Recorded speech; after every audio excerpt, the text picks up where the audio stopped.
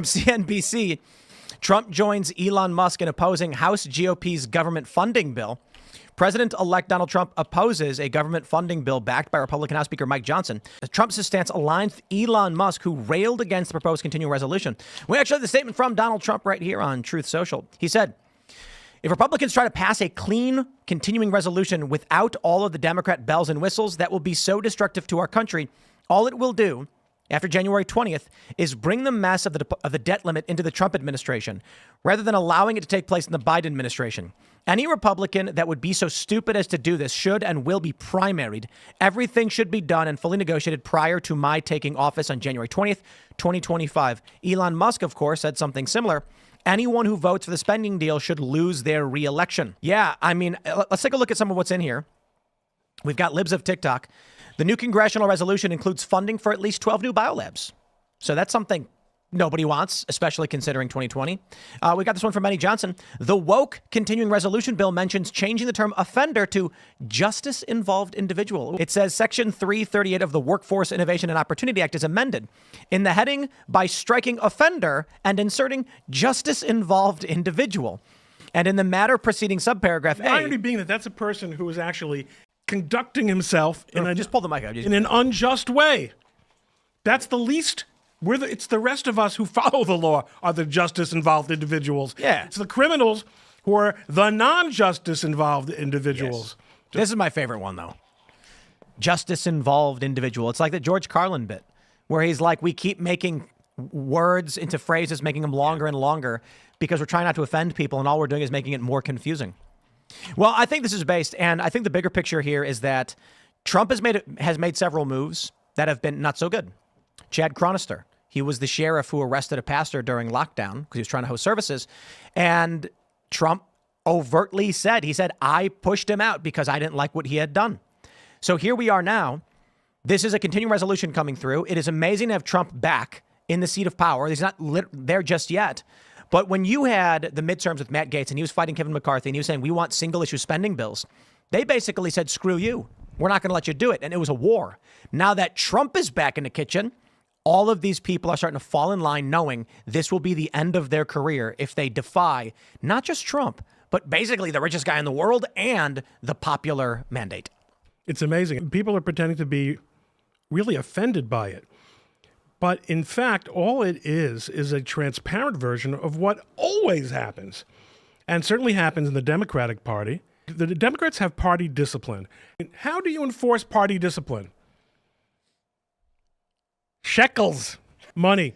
The donors, Musk is doing it publicly. Do you guys feel like this is a positive or a negative? It's my sense that this is what happens regardless of whether or not the public knows about it. The fact that Musk is putting this stuff on X for anyone that wants to go ahead and look and comment and have an opinion about, it's open for discussion. I feel like this is a good thing.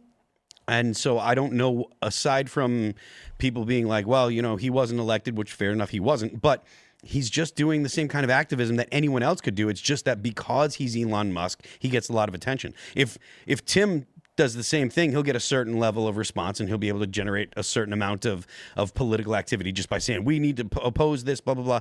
Why would it be wrong that Musk does it? And so what are your thoughts on it? I think Elon Musk's bully pulpit is a little bit more potent than Tim's because he's the CEO of Twitter. Not only that, his threats mean a lot more than a threat from Tim Pool. Tim Pool says, I'm going to support a primary. Forget that I mentioned Tim then. It's not about Tim. I'm talking about Look what you did to him. What do you think? Look what you did to Tim.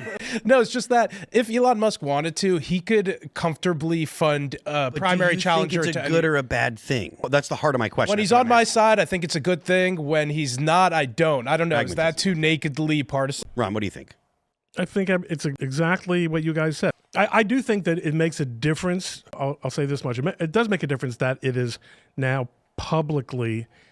Again, I think the transparent aspect of it is a plus for American politics. It's a plus for democracy. And it also draws on what are the two big disadvantages conservatives and Republicans, and to the extent that Venn diagram has a very large intersection, then great, have had in messaging and in political pressure.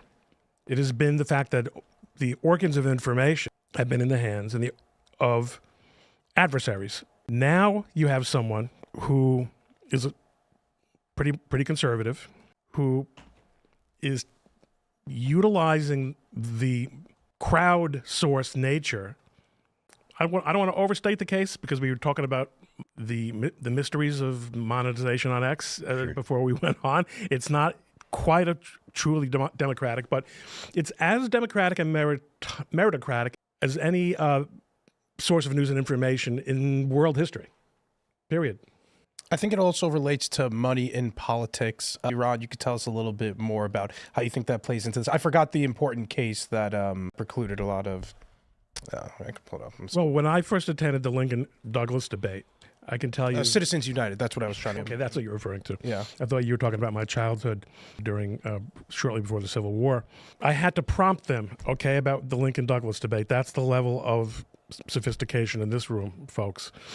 Citizens United, how is it that you think that this affects? Like, he's threatening the primary and would support them with his own money. But that it has always been the case that money is extremely powerful and influential in politics.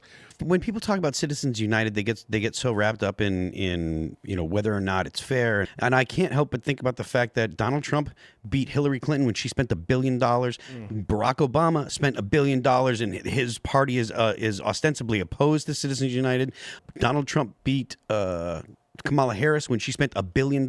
So as much as people like to go ahead and make hay about the fact that there's money in politics, it doesn't directly translate to victories. It does not, no matter what anyone says. And when you see that the massive amounts of money, Donald Trump has outspent like 3 to 1. Well, keep in mind though, you're talking about presidential elections. And people who are nationally famous, like Donald Trump is famous. Well, of course, keep in mind, he's famous for being wealthy.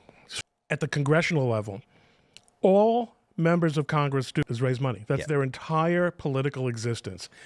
And if one person can step into a district and write a 7, 8-figure check or one pack, that someone who wasn't part of the political ecosystem in that district yesterday, that's a massive game changer. Yes. I don't disagree. I just don't think that money is a one-to-one correlation the way that... Incumbency is an incredibly powerful, and yet it scares these guys enough, just the prospect of having that influx of money. But not only that, going back to my earlier point, not just the money, but Elon Musk and influencers who are not as big as Elon Musk, but who are big. People like Jack Posobiec. They can put together a true public reaction to a political moment in a very short time. And by the way, one of the fascinating things that happened with this bill was that they tried the old midnight spring it on them, and everyone just started dumping it into AI processors. And boom, all of a sudden, this tool, which we all agree is going to destroy our lives and our personality and our careers, is helping save the Republic a little bit because we're able to get this information from this encyclopedia-sized bill. So, I guess cool stuff's happening. What do you guys think about Elon Musk specifically whipping for this funding bill? Like, he's getting into the weeds. Do you guys think this is below him? Do you think he's getting a little bit too involved? This is not mere... This bill, when we learn what was in this bill, there's stuff in there that was designed to absolutely hamstring Trump from go. They're going to build we're going to build a new stadium for the Washington football team, the Commanders, in a continuing resolution. Like, that is unconscionable. Yes. But they were going to make it impossible to get the data from the January 6th committee. Yes. I mean, all kinds of really subversive stuff. And by the way, the agencies are already doing this themselves.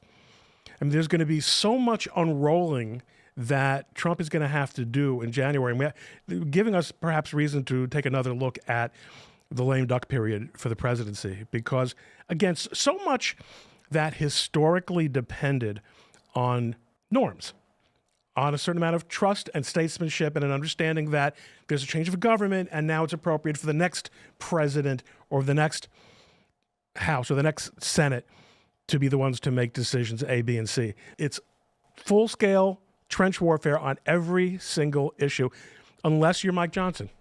I wonder if he's going to last as speaker, because I saw that other Republicans were standing down. I forgot who it was specifically, but a couple of reps who were upset with him in the past, Marjorie Taylor Greene in particular, I think were standing down.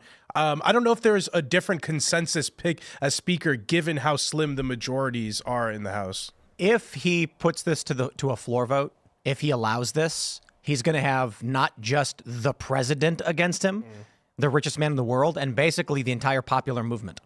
Yeah. I don't. His only option right now is going to be he can maybe wishy-washy say, look, I don't want to, but I think it should go to a vote and we should see how people decide, and then it gets quashed. Maybe he can weasel it out that way. I wonder what the sticking points are here, because otherwise this is just a game of chicken until $60 billion, I think, for Ukraine, right? There's so much stuff. And just to Ron's point, it's really cool that nowadays they can stuff this thing into AI, and the AI can read it and say, these are the things. This thing was probably That's made amazing. by. That's I great, think this right? thing was probably made by AI. But the point is, like, they can say, look, these are the. You can be like, hey, you can tell an AI, hey, look for these here. These are the things that you're going to have a problem with, and the fact that they can do that in, I don't know how long it took to get it, but I figure maybe an hour. When they toss you the bill and say we have to vote on this in the morning, and some intern can go ahead and pop it in, scan it into an AI, and then the AI can say, oh, hey, these are the things that you're going to have. It's specific to the office, actually. You can tell it, which congressman or congressperson that says, these are the things that I'm concerned with. And then the AI can say, these are the things that you're going to have a problem with in this bill. And then they can say, wait a minute, these things are just beyond the pale. That's really valuable, not just to individual congresspeople, but to the American people, like to the population, because they can then have the opportunity to put things onto X, just like Musk did, and say, hey, we've got a massive problem with this particular bill. And it's going to make it so that way omnibus bills are less likely to be passed. And hopefully that will mean that they'll stop trying to do omnibus bills. Cernovich made a great point earlier today. He said this trope that so-called government shutdowns always hurt Republicans. He said that's 2012 thinking. We're not there. We're not there anymore. First of all, if that's the lumps we have to take, then let's take it. The election just ended. Yep. Okay, we've got 2 years for the public to forget about the government shutdown that was a month after the election. We can handle that. Meanwhile, we have ways of getting out messages, which is how this topic started out, that we didn't have when the whole world was still relying on what did the Times say and what did Dan Rather say. Those days are over.